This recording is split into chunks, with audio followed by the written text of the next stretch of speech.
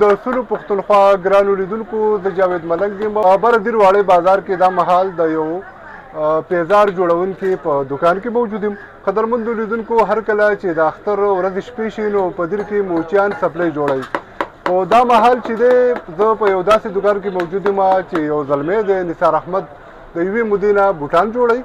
د نثار احمد سره به په دغه اړه باندې خبرې کوو چې د دوی د لاس جوړ شوي بوټان یوازې په دیر کې مشهور دي که نورو سیمو ته هم ځي.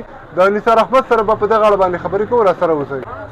زما نوم نثار احمد دی. د واړی پاین سره زما تعلق دی. د 30-35 سال نه زما د واړی په بازار کې د نثار احمد چپل میکر په نوم باندې روزګار و.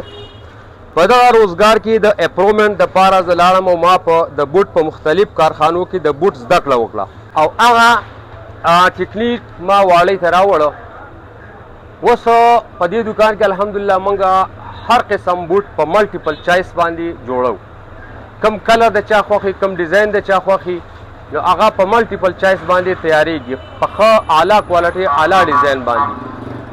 زمونږ بازار به سعودي، دوبۍ، قطر، عمان، مسقط، ابوظبي هغې ملکونو ته او هغوی مزدورانو به په هغه کې د سیرې او د سیمټو کار کوو. ډېر ښه ګارانټډ وارنټډ پروګرام و. خو اوس د هغې سره سره موږ د بوټ زده کړه وکړه نو په دې دوکان کې اوس د هینډ میډ چې کوم بوټ دی هغه تیاریږي او ښه په ملټیپل چایس باندې تیاریږي. کمړې خو صاحب لاهور نه هم راځي، پېښور نه هم راځي، مردان نه هم راځي. یو بوټ جوړولو کې تقریبا 15 جوړې بوټ په یو هفته کې تیاریږي. ما سره لکه شاګرد هم موجود دی. ما محمد یاسین نوم دی.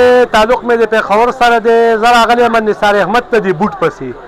آرډر مې ورکړی او دا بوټ یې راته جوړ کړی دی. ماشاءالله ډېر ښه کوالټۍ کې جوړ کړی دی او ډېر صفایۍ کې دا بوټ جوړ کړی دی. او په لیدر بیگ کې هم بوټ جوړوي، په هایکورم کې هم جوړوي. هر قسم کوالټۍ کې ښایسته بوټ نثار احمد جوړوي. اعتمادي بوټ جوړوي، ښه کوالټۍ بوټ جوړوي.